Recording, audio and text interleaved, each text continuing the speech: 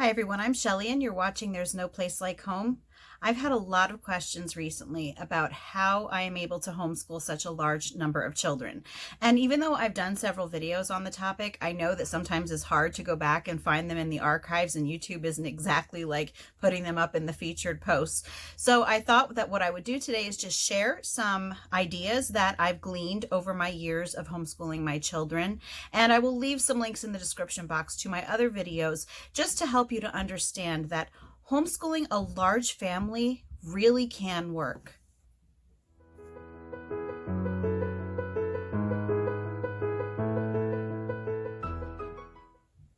One of the first questions that people usually ask me when they find out that I have 11 children and that I homeschool is, how do you do it?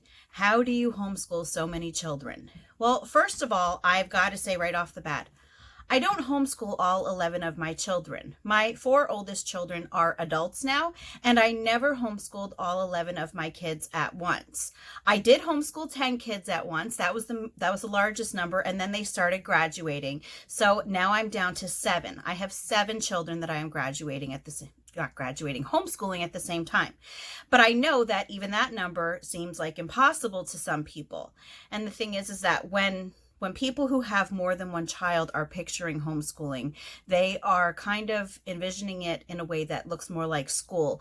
And that's what I wanted to just kind of dispel some myths about what homeschooling is for you today. And I wanted to share with you just that homeschooling a large number of children, it can work. It can work well. It can be a fantastic part of your life. And it does not have to be as stressful and chaotic as people think that it has to be. And a lot of the things that I'm going to be sharing today are things that I've talked about in other videos. And it's not something that is specifically for large families all the time, although some of them are. But they are things that you really do need to remember when you are homeschooling a number of children and not just maybe like 1 or 2. So the first thing is, forget the school model. For newer homeschoolers, I know that when you begin homeschooling your children, you probably are thinking about how they do things in school, how they, have just different subjects, different textbooks for different subjects, separating everything. And you kind of look at it as that way because you really don't know how homeschooling looks. And I did the same thing. I pretty much tried to replicate school. So if you're going into homeschooling one child, that might not seem like such a hard task to be doing, like different textbooks and everything. But when you do have, multiple children, that can get to be pretty overwhelming if you're thinking about it. But I want to tell you is that you don't need to do things the way that schools do them.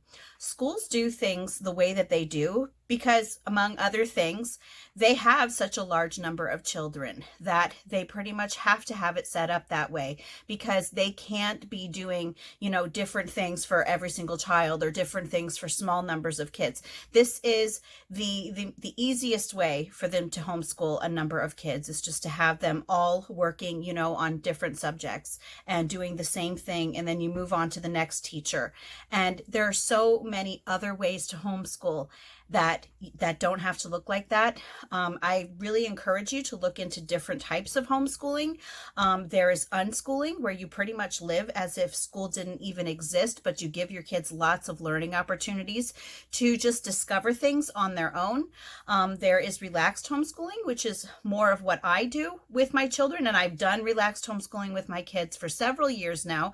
And relaxed homeschooling, I'll leave a link in the description box just about what that is. But really what it is that we will do our language arts and math separately, but then we will approach the other topics in ways that do not involve textbooks. So that might mean hands-on activities. That might mean me reading aloud to the kids for certain subject areas, even if it is something like a historical fiction book. It can mean just assigning them silent reading books that might help them in a certain subject areas. So just keep that in mind. The first thing that you just need to really let go of when it comes to homeschooling is that No, it doesn't have to look like school. And I also have to point out that when I am speaking about homeschooling here, I am not speaking about distance learning. Distance learning is something that is very, very different from homeschooling. So unfortunately, if you are doing distance learning, I don't know how much my tips are going to help. And I can't even imagine doing distance learning if you have, several children, just like hopping from computer to computer and having to try to juggle all of that. If you are doing that, kudos to you. But what I am going to tell you is that homeschooling can be so much easier and it can be more fun too. So the second thing is just take grade levels with a grain of salt. And this is actually going to tie in with the third thing that I'm going to talk about. But let me just quickly hit on grade levels. So grade levels are a part of the way that schools do things because it's easier for them. It's easier for them, I mentioned before, to teach things in a certain way, to teach things uniformly. Once that is done, pass it on to the next teacher the next year. Grade levels do not have to be that way in a homeschool. Now, I get that there are some states that might require you to keep grade levels for your kids. My state doesn't require grade levels, although when I do file for my kids at the school district, they just automatically assign them a grade level for, whatever grade they would be in if they were in school. But you don't need to think about getting, okay, I have to get a language arts book for 6th grade and a math book for 6th grade and a history book for 6th grade and a science book for 6th grade and so on and so forth. Grade levels really are something that you don't need to worry about in a homeschool. You want to try to fit more of your child's learning style, more of their ability than with a specific grade level.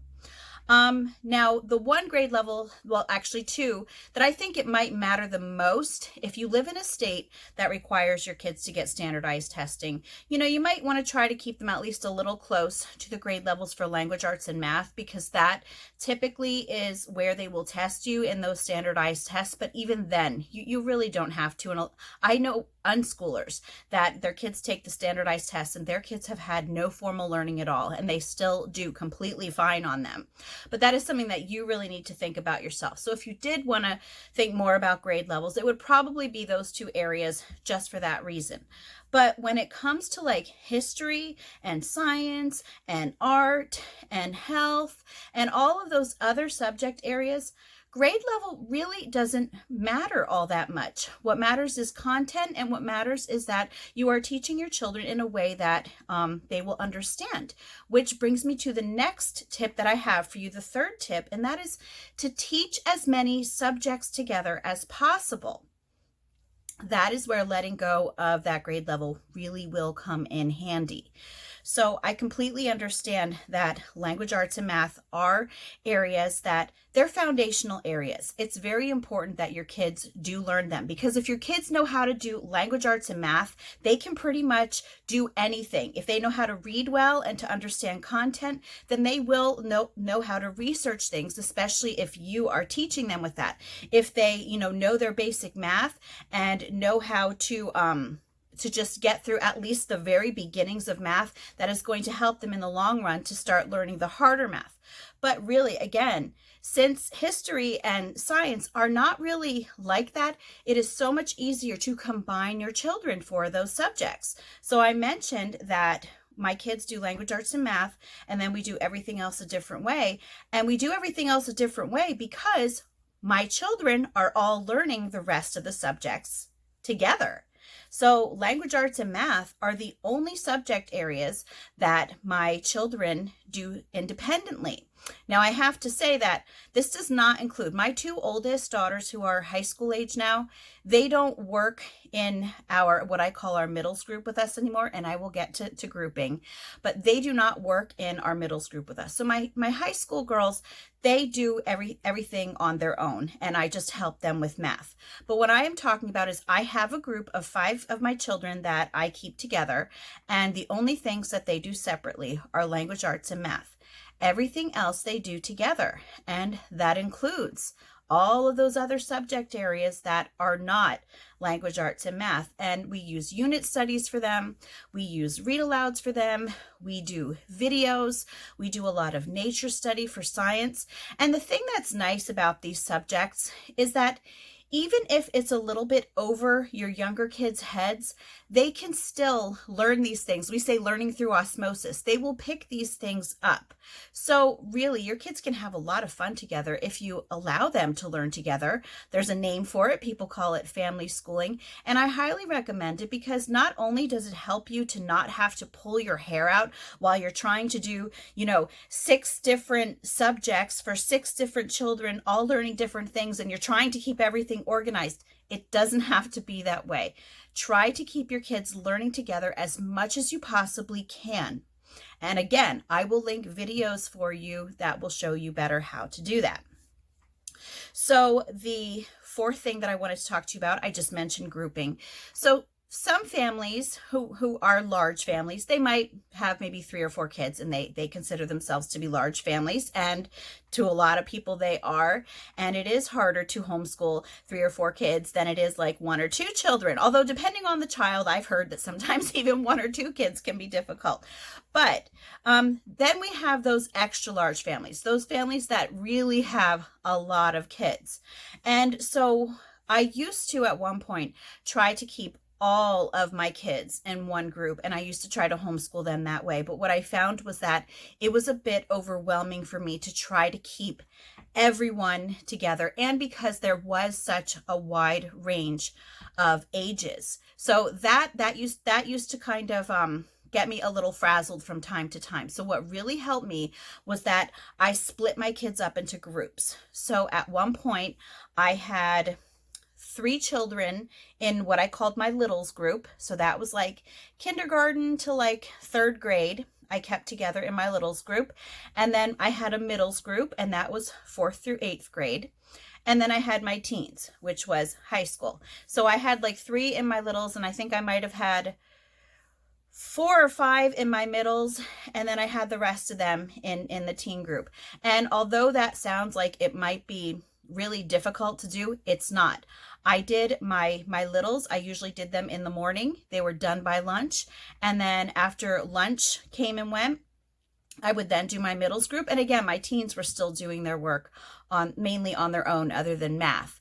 So you can do this if you need to group your children, if it really kind of stretches you to try to homeschool so many children at one time. Think about grouping. It really, really helped me. So what my group looks like right now is I only have 2 groups now. I don't even have a littles group anymore.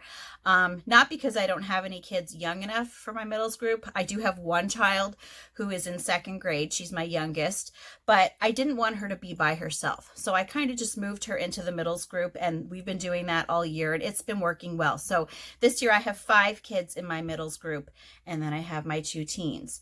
And really, I can get my 5 kids done with all of their schoolwork usually before lunchtime. So they will start out doing their schoolwork in the morning. I always tell them they have to start doing their what I call morning basket. I'll leave a link about that.